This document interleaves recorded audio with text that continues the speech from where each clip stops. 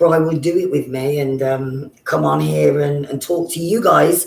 And I want to ask him a question because he normally interviews everybody. And I figured, bloody flies, I figured I would ask you about Dreamweaver Ranch because you've told me little bits and pieces, but you haven't really told me everything. See, all right, so the fun thing about the Dreamweaver Ranch is about for those artists. A lot of people have gone through a bad year last year. For myself, it was a great year last year. It was the best year ever. But it's one of those things where you can help those artists, those people who are influencers, a lot of people who want to have a place to go to kind of get back to nature, to get back to being grounded in a way.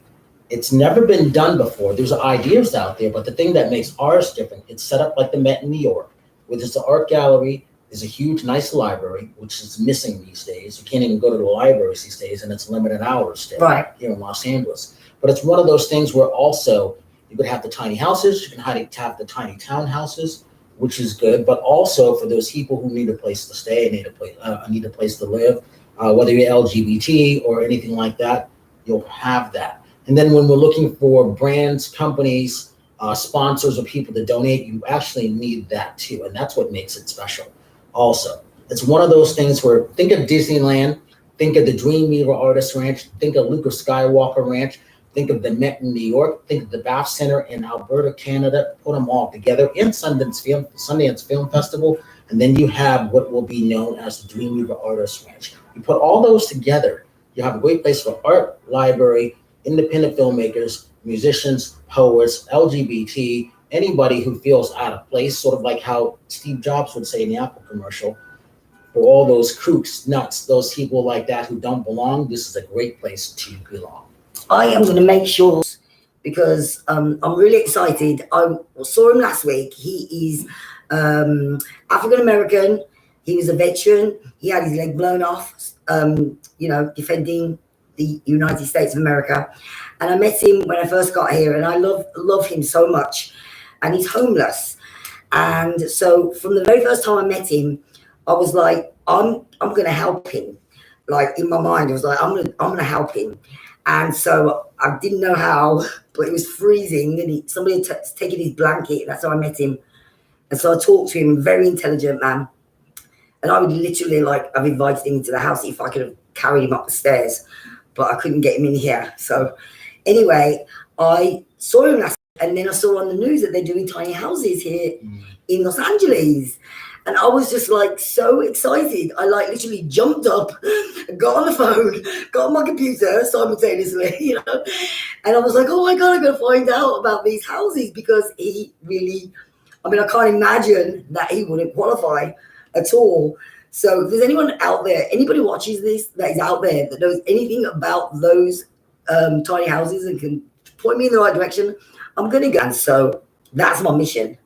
Well, the other thing about this, it is about helping people. There's so many people who are homeless and everything out there, and you have to help them. Because that could be me.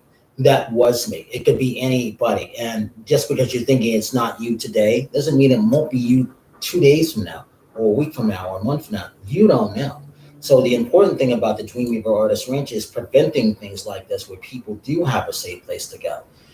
We found a property. It's in Mariposa. It's 25 minutes away from Yosemite National Park. We will get all those people to come.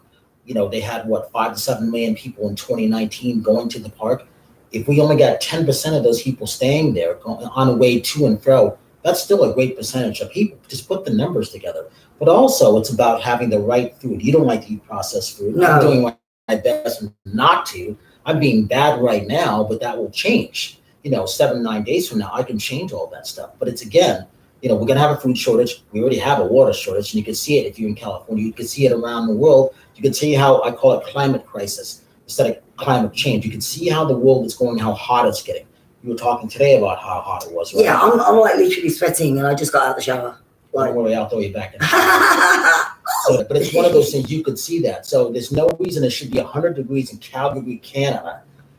That's impossible, and then the borders are still closed, so people are still going nuts. But still, you still have to be careful out there. You still have to wear your mask. We wear a mask, don't we? Yeah. It's one of those things, whether you have the vaccine or not, whether you believe it or not, you still have to do the right things because people's lives and their careers depend on it. Yeah, you can't be just everything's over.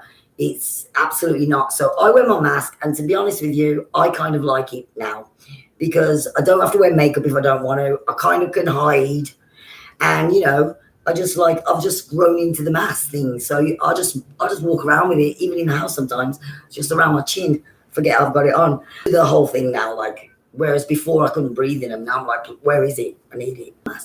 Well, it's about being safe. I mean, really, there's Delta variants. There's like 32 different types of variants literally around the world. You think it's going to get better? The answer is no. You still have to be careful, whether you're in the film side, music side, or just walking, doesn't matter. I mean, there's a reason the Chinese have been wearing masks into California since '03.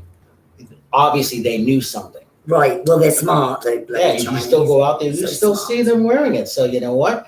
That means they know something. So yes, I'm still wearing my mask, and I have my first vaccination. My second one comes next week. Yeah. And so if there's anybody out there watching this on the replay, or if it's so far away from us, we don't even know if you can hear us. But please let me know in the comments anything you want me to kind of talk about, because now it's Sherrie Talks. And of course, I want to talk about everything. Hashtag Sherrie Talks. Hashtag Sherrie Talks. Yeah, and I want to talk about loads of different topics. I want like my voice to be, if you've got anything in particular that you want me to address, I am so down to do that. And we could do Zoom calls or whatever. And I am hopefully going to get a lot more eyeballs on my little Sherrie Talks channel. You can also sleep with Sherrie too. Oh yeah, my meditation channel. It got monetized and then didn't get monetized, but then now I'm fixing it. So I'm going to apply for monetization again, and I will get it this time. But anyway, it doesn't matter. You can go there, just put hashtag sleep with Sherrie, and you find it. It's called Meditation Soundscapes.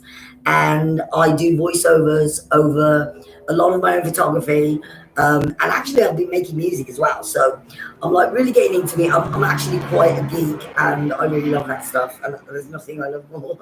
Well, and the fun thing about it, I actually sleep with Sherrie too. So it's one of those things I fall asleep to her between 6 and 9 minutes because it's actually really good. I really like that for you, that niche, and you should lean into it. And so I'm like, you know what? List of YouTube, I am going to lean into it because I enjoy it, and it actually makes me really tired when I'm doing it too, because I'm trying to be loud for my mic, but I end up going like this. So I end up actually going to sleep with you. So I would tell people back in the day, if you need to go to sleep, watch a documentary, watch a foreign film, close your eyes, just listen to it, and it will soothe you. So this is what she's created. It really does work, and I like it. Oh yeah, I mean, I had a nap the other day, last Saturday. I put the music on and I lay on my bed, and 3 hours later, I woke up and I was like, did I just nap in the daytime? I was like, oh my God, this stuff works. Yeah. And it's addictive, and it's the best addiction to have, is just to know that you're going to put it on as well. So, Sleepy Sherrie, Sherrie Whispers, and Sherrie Talks on my... And hashtag Sherrie Foster channel too? Oh yeah, hashtag Sherrie Foster channel. I mean, it's about a girl in a bikini, on the beach who quit a job. So my plan is to get monetized on one of my other channels and then go travel. And I do love shorts, by the way. So yeah, look for my shorts, because they're hilarious. Shorts. Oh, that's shorts, yeah. Yeah, and my TikTok, pretty bizarre. I'm just gonna say it. It's just bizarre. So yeah, check me out. You should be able to find me, Sherrie Foster. Yeah, I just thought I'd make it easy for everybody. So what else do we want to talk about, Brian? Oh, I'm good. Are you? Yeah. All right then. So we're gonna say goodbye. This is Sherrie Talks. I'm Brian Sebastian. Movie reviews and more.